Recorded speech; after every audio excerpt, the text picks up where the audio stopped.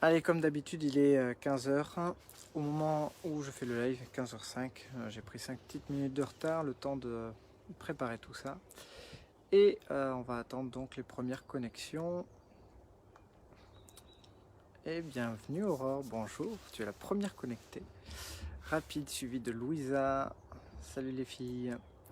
Alors, est-ce que vous pouvez bien mettre des commentaires? Alors, je vais mettre un petit commentaire, comme ça, on va voir si ça ouvre les commentaires, parce que pour l'instant, j'ai pas réussi à ouvrir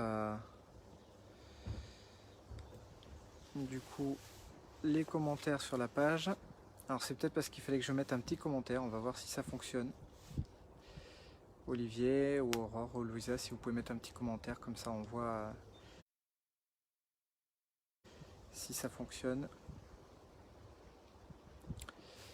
Bon, je vais rajouter peut-être un peu de lumière.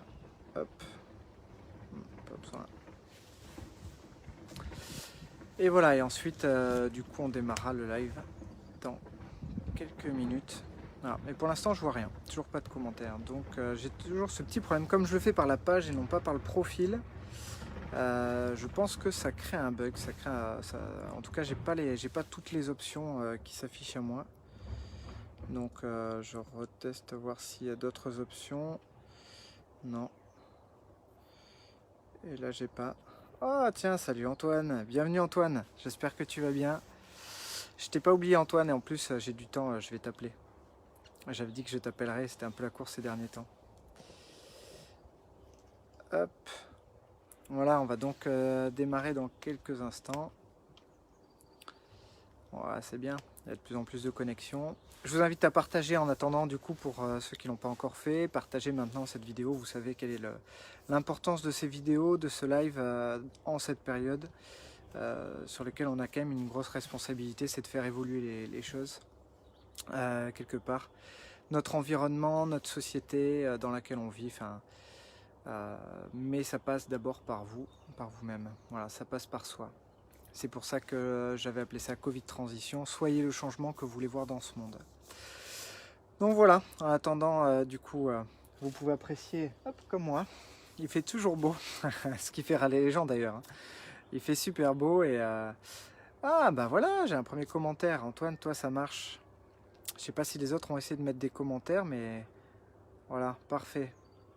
Pas de souci, moi je suis à la pharmacie. Mon papa, on est là pour nos Français. Nickel, félicitations Antoine. Alors est-ce que ça coupe que pour toi Aurore ou est-ce que ça coupe pour les autres aussi? Voilà, dites-moi si jamais ça coupe ou pas. J'ai mis les AirPods pour éviter s'il y avait des petits bruits de voitures qui passent ou du vent que l'on peut entendre qui souffle. Et puis voilà. Ok. Bon. Il n'y a que toi Antoine? Non, et Aurore qui peuvent mettre des commentaires. Olivier, vas-y, mets un petit commentaire pour voir si ça fonctionne, si ça coupe pour toi ou pas. Et en même temps, du coup, je vais vous inviter à marquer aussi les sujets que vous aimeriez bien qu'on aborde, du coup, le temps qu'on démarre. Si vous avez un sujet que vous aimeriez entendre aujourd'hui, ça serait quoi? Voilà, et je vous laisse commenter, mettre un petit commentaire là-dessus. Salut Eve, bienvenue. Ah, il y a peut-être que toi, Aurore, ouais, pour qui ça coupe. C'est la Martinique, vous êtes coupé du monde. Ah ben là, j'ai eu Sébastien ce matin au téléphone, ça crée des tensions en ce moment. Bon, des tensions, il y en a un peu partout. Hein, mais juste avant de démarrer le live, j'ai vu une vidéo qu'a partagée Karine, pour ceux qui la connaissent. Karine en Martinique, Karine Lindor, et c'est un supermarché qui est en train de se faire dépouiller. Mais je crois que les gens passaient pas à la caisse. Hein, c'était juste la folie. Et je sais pas où c'est, si c'est en Martinique ou si c'est ailleurs, mais c'est juste la folie. Donc voilà. Allez, on va démarrer. Du coup, c'est la 5e étape de cette transition. Alors je rappelle juste l'objectif de cette transition, c'est de se dire que ce confinement, on va faire de ce confinement qui est là, qui nous a été un peu forcé, mais on va en faire d'une opportunité. Une opportunité de travail et d'évolution. Une opportunité de travail et d'évolution qui vont permettre finalement de profiter de ce moment-là où on n'a pas le temps, on est toujours finalement en train de courir à droite, à gauche, pour faire les choses, la tête dans le guidon. Et là, c'est le moment où justement on a ce temps disponible pour se poser et dire, ben voilà, qu'est-ce que je vais faire maintenant, qu'est-ce que je pourrais faire pour évoluer, pour m'améliorer. Voilà. Et il y a certains lieux, certaines organisations qui travaillent beaucoup sur le fait de vraiment évoluer intérieurement. Et à partir du moment où on évolue, eh bien ça change toute l'énergie qu'on va déployer, toute la vibration que l'on va déployer autour de nous. Vous imaginez bien que quand vous êtes très joyeux, que vous êtes vraiment ouvert à ce moment-là et que vous êtes dans une bonne énergie, eh bien regardez simplement comment vous rayonnez tout autour de vous. Tiens Eve, tu peux commenter ta petite phrase comme ça, du coup on y répondra en même temps. Vous voyez bien que quand vous êtes rayonnant, ou même quand vous prenez quelqu'un d'extérieur qui est rayonnant, ben, ça vous donne envie d'aller vers cette personne-là, vous avez envie de passer des moments avec cette personne, de la découvrir. Il y a vraiment une attraction qui se fait, il y a une partie de vous qui est attirée consciemment et inconsciemment. Et le fait que cette partie de vous soit attirée inconsciemment par cette personne, c'est justement parce que inconsciemment on aspire au bonheur. Et parfois on peut se saboter, mais même cette stratégie de sabotage va quand même dans l'objectif de réalisation d'un bonheur. Ou parfois il y a une limite qui va apparaître et qui va être une forme d'interdiction. Mais là, on le voit à travers certains mécanismes, ça s'explique et ça se libère. Sinon, d'une manière générale, naturellement, on va plus, en général, tout le monde même, aller vers le bonheur. Donc, vous voyez bien que quand vous êtes dans le bonheur, que vous êtes épanoui, accompli, vous rayonnez beaucoup plus fort, votre taux vibratoire est beaucoup plus élevé, vous vibrez fort et mieux, et plus loin aussi. Donc pour ceux qui connaissent un petit peu l'aura, les biochamps, ce que vous avez tout autour de vous, ben là on a quelque chose qui est beaucoup plus puissant. Ah là c'est moi qui ai peut-être une mauvaise connexion. Je vais juste me décaler un peu. Voilà. Tac. Voilà. Hier j'étais à peu près ici et c'était pas trop mal. Quand on est, au contraire, quand on est triste, quand on est fatigué, quand on est affaibli, quand on est malheureux, quand on sent que notre vie n'a pas de sens, qu'on n'a pas trouvé nos objectifs, nos motivations, eh bien à ce moment-là, on va avoir une vibration qui va diminuer, qui va être plus faible, plus petite. On va avoir du mal vraiment à mettre des choses en place. Notre énergie, même quand on la pousse dans un domaine, ça ne prend pas. Il n'y a pas d'emprise, il n'y a pas de concrétisation de ce que l'on est en train de mettre en place. Alors qu'à partir du moment où notre vibration est pure, et à partir du moment où elle est vraiment profonde, cette vibration, et qu'elle devient intense, eh bien, dès que vous allez mettre des choses en place, ça va rayonner plus fort et vous allez trouver beaucoup plus facilement des chemins de réalisation. Ce qui n'est pas forcément le cas, je vous dis, dans les cas où vous rayonnez pas beaucoup. À ce moment-là, c'est une énergie qui est pauvre, c'est une énergie qui est descendante, et à partir du moment où elle descend, eh bien, les résultats de tout ce que vous souhaitez obtenir descendent également. Donc, ça va être très important de trouver le moyen, en tout cas la mécanique, de comment faire pour justement être dans cette énergie positive, de bien-être, dans cette énergie de joie finalement. Et arriver à vivre la joie au quotidien, c'est vraiment un travail de tous les jours. Qui vous tracasse, qui ne vous sentez pas bien, vous ne sentez pas vous énerver contre tout, vous attachez à chaque petite chose qui va être difficile pour vous à gérer. Vous allez regarder les détails qui ne vous plaisent pas et vous allez profiter de chacun de ces détails qui ne vous plaisent pas pour vous énerver, vous agacer et vous renfermer. Alors qu'au contraire, il y a d'autres mécanismes qui vont vous permettre finalement d'être toujours dans le positif, de toujours voir le côté positif des choses. Et si on regarde bien dans l'énéagramme, ceux qui sont dans un énéatype 7 sont vraiment des spécialistes dans ce domaine-là. Je dis bonjour à Antoine tout à l'heure, Antoine en fait partie. Patricia qui vient d'arriver, bonjour Patricia et Corinne également. Mais Patricia fait partie, je n'aurais pas présenté encore l'énéagramme parce que la formation a été interrompue en Martinique, mais il me semble que tu fais partie d'un énéatype 7, Patricia. Il y a peu de chances que ce ne soit pas le cas en tout cas. Voilà, c'est-à-dire la quête de mouvement, la quête de diversité plutôt et l'évitement de l'enfermement. Et on se rend compte que chez ces personnes-là, elles ont une capacité à être optimistes. D'ailleurs, c'est comme ça qu'on les appelle, on dit que c'est l'optimiste. Parce qu'ils voient toujours le côté bon chez les gens. et le côté positif dans les situations. Et ça, c'est vraiment un conditionnement, c'est vraiment une mécanique qu'ils ont développée, hein, qui est naturelle chez eux, mais ils l'ont développée vraiment avec un côté extrême. C'est d'arriver à regarder toujours ce qui est positif dans les situations et chez les gens également. Même quand les gens sont en difficulté, qui sont peut-être désagréables ou même bizarres ou atypiques, eh bien, ils vont avoir la capacité de regarder, oui, mais peut-être que leur côté atypique, il vient aussi parce qu'on ne leur a pas appris à être justement d'une certaine façon, ou en tout cas, je parle plutôt pour les gens malheureux, parce qu'atypique, c'est pas un problème. Mais en tout cas, ils vont toujours trouver des circonstances atténuantes pour les personnes qui sont en difficulté ou qui vont être critiquées par d'autres. Ils sont dans une forme de non-jugement. Je ne vais pas mettre d'étiquette, je ne juge pas, je ne veux pas juger l'autre. C'est vraiment l'état d'esprit qui va avec. Et donc, vous pouvez identifier dans vos amis, ou même si c'est votre cas, vous pouvez en parler. N'hésitez pas à en parler. D'ailleurs, Antoine, tu peux même mettre un petit commentaire, Patricia également, sur justement comment vous faites pour être optimiste. C'est quoi votre état d'esprit? Et puis, quand vous attaquez une journée, comment vous faites pour vous motiver? Ça serait intéressant que vous partagiez vraiment votre expérience personnelle là-dessus. Mettez-le dans le commentaire. Hein. Mettez cette petite expérience personnelle à vous. Comment vous faites? C'est quoi votre état d'esprit? Et à quoi vous pensez justement pour être positif et optimiste tous les jours. Et on se rend compte que ceux qui ont ça très facilement, ce sont les enfants. Les enfants, vous les voyez, naturellement, ils sont souriants, ils sont comment dire, positifs, et en fait, ils ont quelque chose qui est commun à tous les enfants, que les adultes perdent. Et du coup, je vous invite à vous poser cette question. Qu'est-ce que les enfants ont que les adultes n'ont pas? Il y a plusieurs choses. Allez-y, vous pouvez les écrire dans les commentaires. Bonjour Marion, bienvenue. Marquez du coup ce que vous pensez de ça. D'après vous, qu'est-ce que les enfants peuvent avoir que les adultes n'ont plus? Alors la première chose que vous allez me dire, c'est... Ah, alors je pense positif, ce que je vais faire aujourd'hui va être aidant pour les autres, je me sens utile. Super Mauricette, effectivement, du coup l'utilité c'est vraiment...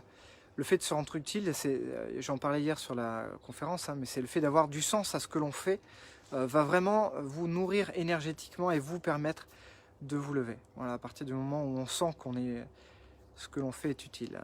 Ah Gaël, hop, faut que je me fasse plus, afficher plus pour voir ton commentaire Gaël. Ah, je vais pas tout voir.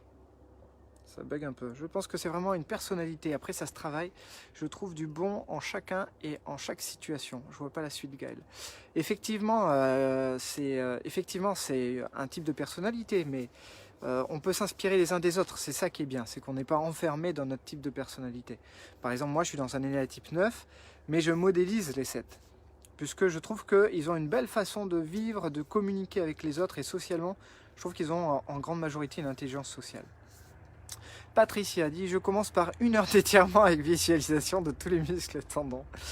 Patricia, effectivement, ça c'est ta petite routine du matin, mais ça ne veut pas dire que c'est ça qui t'emmène à être positif tous les jours. Louisa, insouciance, chaque jour est un nouveau jour. Ah, très bien. Alors, tu as dit les deux choses que j'allais dire, Louisa, tu as visé dans le mille. La première chose, c'est l'insouciance. Bon, ça, c'était la réponse un peu évidente. Vous allez tout me dire, oui, bon, ça, on sait, les enfants sont insouciants. Et puis après, quand on rentre dans l'adulte, on perd un petit peu l'insouciance. J'avais mis une petite métaphore il y a 10 ans d'un ami qui voulait se faire un tatouage sur le corps et qui m'avait fait faire plein de citations. Alors, j'en avais écrit plein, des courtes, et j'en avais écrit des plus longues. Et une, j'avais écrit, c'était l'enfant rêve, l'adolescent découvre. Ça parlait des différentes étapes de la vie. L'adulte pleure, le vieillard compatit. Si ainsi est la vie, je sais pourquoi, je rêve encore à l'infini. Je répète, l'enfant rêve, l'adolescent découvre, l'adulte pleure, le vieillard compatit. Si ainsi est la vie, je sais pourquoi, je rêve encore à l'infini. Donc l'enfant rêve, parce que l'enfant est dans son imaginaire et n'a pas de limite. Il n'a pas de limite sur sa capacité à rêver et à imaginer. C'est pour ça qu'il est capable de jouer avec des jeux très simples, même un bout de carton, un bout de bois, et se faire tout un film, tout un scénario. Il peut jouer tout seul à la guerre dehors, à se faire un scénario qu'il va sauver telle ou telle personne, et avec un bout de scotch, un bout de bois, il va faire ça. Parce que son imaginaire n'est pas limité. C'est qu'après, où on va en permanence lui dire c'est pas possible, sois réaliste, sois raisonnable, redescends et les pieds sur terre, regarde, c'est comme ça qu'il faut faire. C'est donc finalement les adultes qui vont mettre des limites à l'enfant dans sa capacité à rêver. Et ce qui est intéressant, ou plutôt important quand on a des enfants, soit quand on enseigne, quand on est enseignant, ou simplement aussi quand on a ses propres enfants, c'est de leur permettre de rêver, de voir que le rêve est vraiment quelque chose d'important. Et Sébastien ne me dira pas le contraire d'ailleurs, quand il verra cette vidéo, puisqu'on en a parlé il y a très peu de temps et d'autres en sont témoins.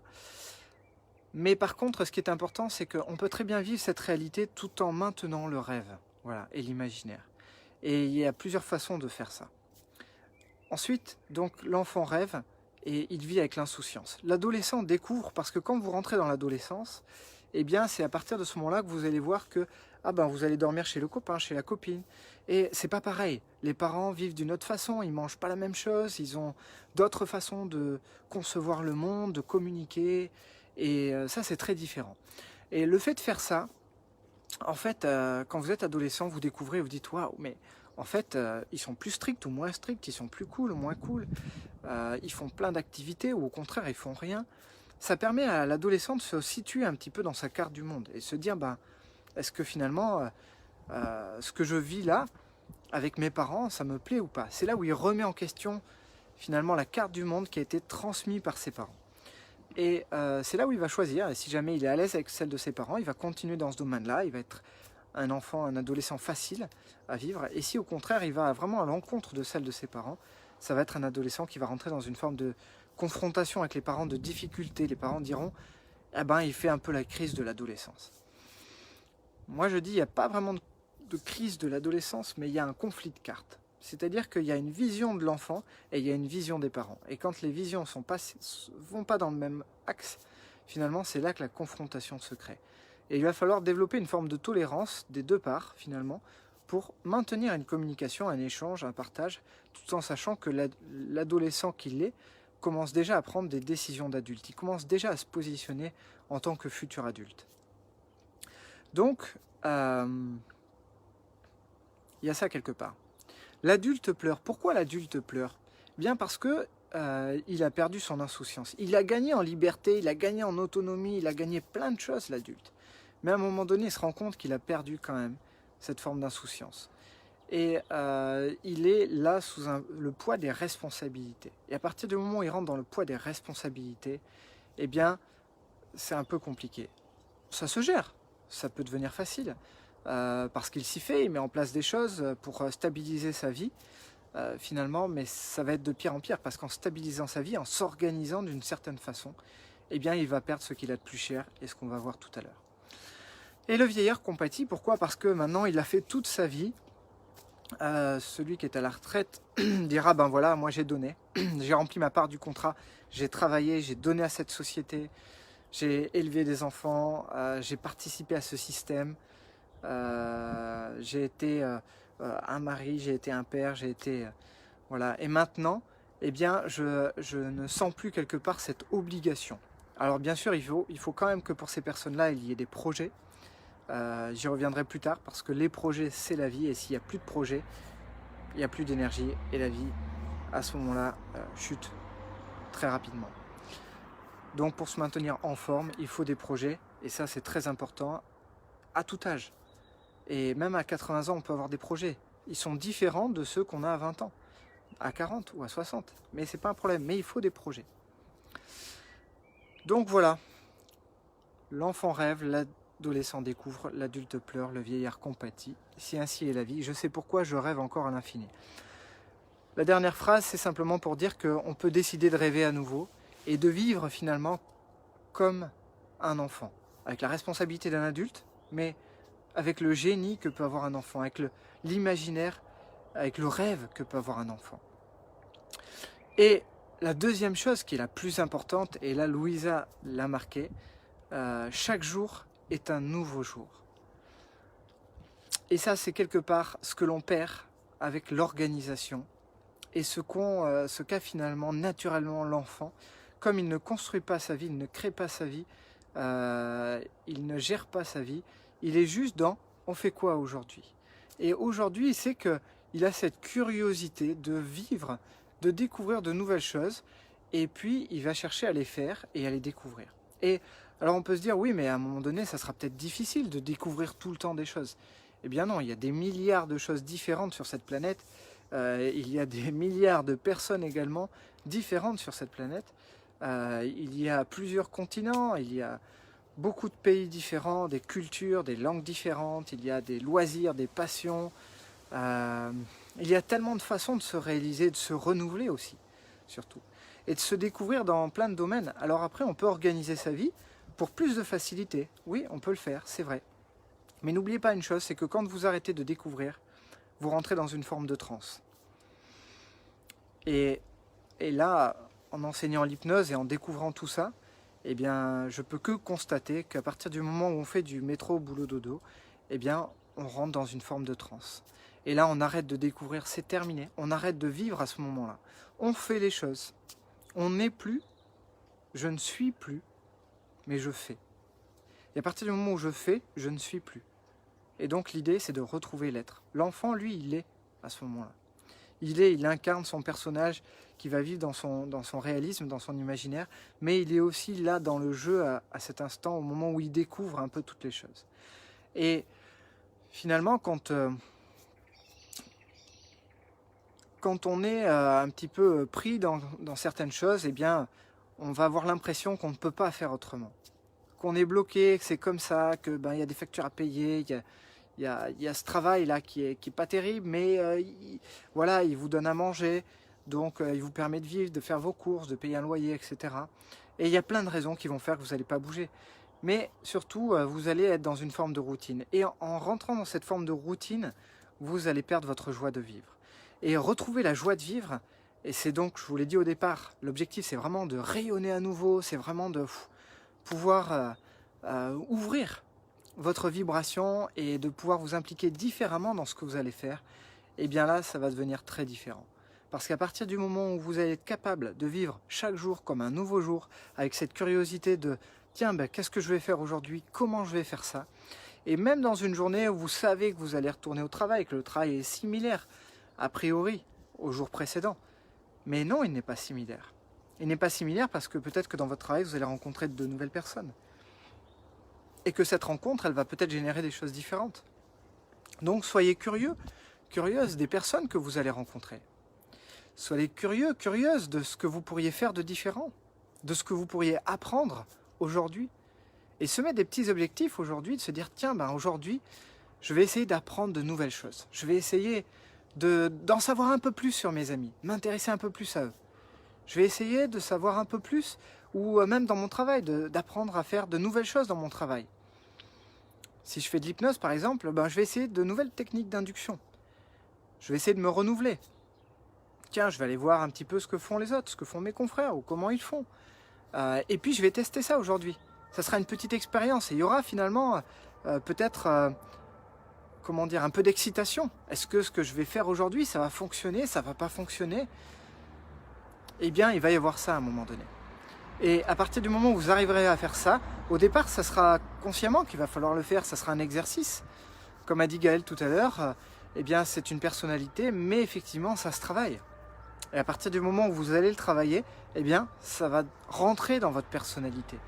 Vous ne serez pas systématiquement comme ça, mais vous allez être dans une énergie positive, une énergie finalement qui va faire que vous allez rayonner beaucoup plus fort, et cette énergie, elle va se disperser, elle va s'expanser. Et à partir du moment où cette énergie va s'expanser, voilà, Aurore parlait du taux vibratoire tout à l'heure, et bien votre taux vibratoire, effectivement, il va augmenter. C'est justement parce que vous allez être davantage connecté avec l'instant présent que vous allez vraiment vous déployer. Et c'est d'ailleurs pour ça qu'on parle de vivre l'instant présent. Et on dit bien que l'instant présent, c'est très important. Parce que, à partir du moment où on est là, présent dans ce que l'on fait, eh bien c'est là où on est vraiment connecté à cette vie dans laquelle on est. Et faire les choses en conscience va être important. Bien sûr, la transe va être nécessaire. C'est important aussi de savoir accepter de vivre la transe, hop, un peu machinalement dans certains cas. Peut-être dans votre façon de faire certaines tâches que vous n'avez pas vraiment envie de faire et qu'il faut faire.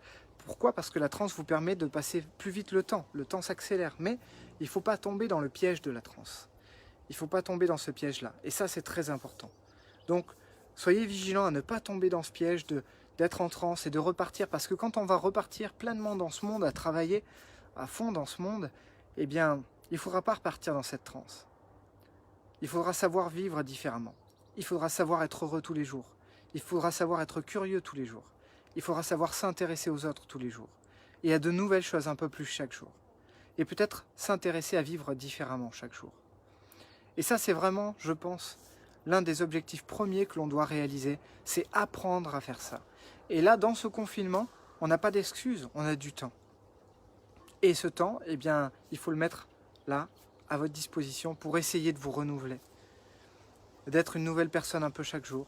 Il y avait une chanson comme ça. C'était Patricia Cass, non? Ou Céline Dion. Je ne sais plus qui c'est qui chantait ça. Je me ferai nouvelle pour que le feu reprenne. Donc, c'est ça. C'est vraiment ça. Ça peut être dans un couple, mais ça peut être aussi dans votre façon de vivre. Et si vous le faites dans votre façon de vivre, eh bien vous allez voir que vous allez être beaucoup plus heureux. Et en fait, ce bonheur, vous allez voir qu'en fait, il y a une notion de volume dans le bonheur. Le bonheur a une forme d'énergie, en fait, et il va se manifester en vous. C'est une énergie manifeste. Donc, à partir du moment où vous allez mettre en place des petites choses, vous allez ressentir du bonheur à l'intérieur de vous, ce qui va déclencher automatiquement une forme d'énergie en vous pour faire davantage de choses.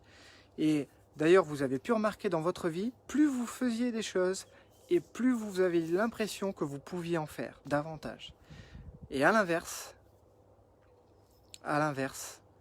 quand vous faisiez moins de choses, eh bien à ce moment-là, vous avez l'impression que vous pouvez en faire de moins en moins.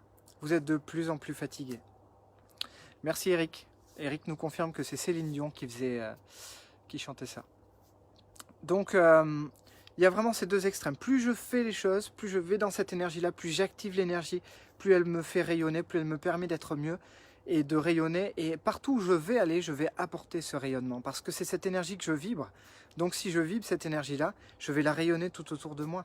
Et à partir du moment où finalement, eh bien, j'abaisse mon énergie, je ne fais pas les choses, je ne fais pas cet effort de me renouveler, de focaliser mon attention sur les choses positives que je pourrais voir chez les gens ou dans les situations que je vis, eh bien, à ce moment-là, ça va être compliqué. Ce confinement, on peut soit le critiquer, on peut soit le subir, ou soit on peut en profiter. Et en profiter, c'est aussi regarder toutes les belles choses que l'on a.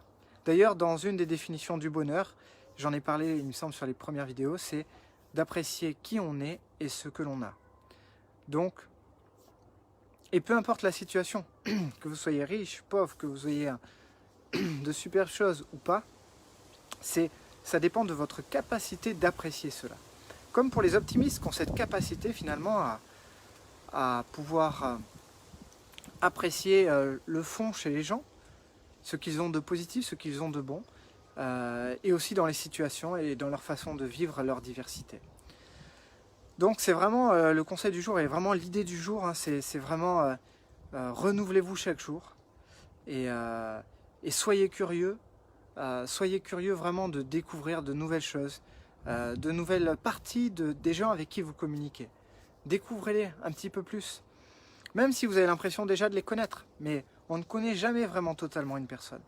Intéressez-vous à elle, posez-lui des questions et demandez-lui pourquoi ou comment elle fait ou qu'est-ce qui l'intéresse. Soyez curieux et essayez chaque jour de découvrir de nouvelles choses. Voilà, vous mettez peut-être un petit objectif si vous voulez, pour que ce soit comme une forme de petit challenge et se dire, bah voilà, aujourd'hui, je vais essayer de découvrir, allez, peut-être une nouvelle chose sur 3 personnes différentes que j'apprécie.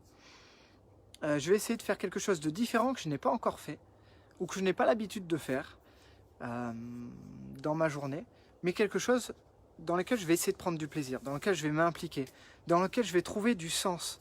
On a parlé, je ne sais plus qui c'est qui a parlé au tout début, quand elle fait quelque chose, elle trouve du sens. Effectivement, j'avais répondu que le fait d'avoir du sens dans sa vie permet la réalisation. Et bien là, c'est pareil, c'est donner du sens à ce qui n'en a pas. quand vous devez faire quelque chose, et par exemple, vous devez faire du jardinage, il faut entretenir la maison par exemple. Je dis ça parce que j'ai déménagé il n'y a pas très longtemps et il y a un boulot monstre en jardinage. Mais je pouvais avant avoir envie de passer plus de temps finalement à aller faire des activités, des loisirs, du sport. Mais je sais qu'il y a ça à faire. Soit je peux le subir et se dire, ben voilà, ça va être une corvée, il faut aller ramasser les feuilles, il faut aller à la déchetterie, il va falloir tailler les branches, etc. Soit je peux trouver du sens à ça. Et d'ailleurs, si vous regardez en Asie, et notamment chez les bouddhistes, ils font des mandalas. Hop. Non, c'est peut-être pas des mandalas. Si, je crois que c'est ça, hein, les mandalas en sable. Hein. Vous me corrigerez si jamais je me suis trompé. En tout cas, c'est le mot qui me vient à l'instant.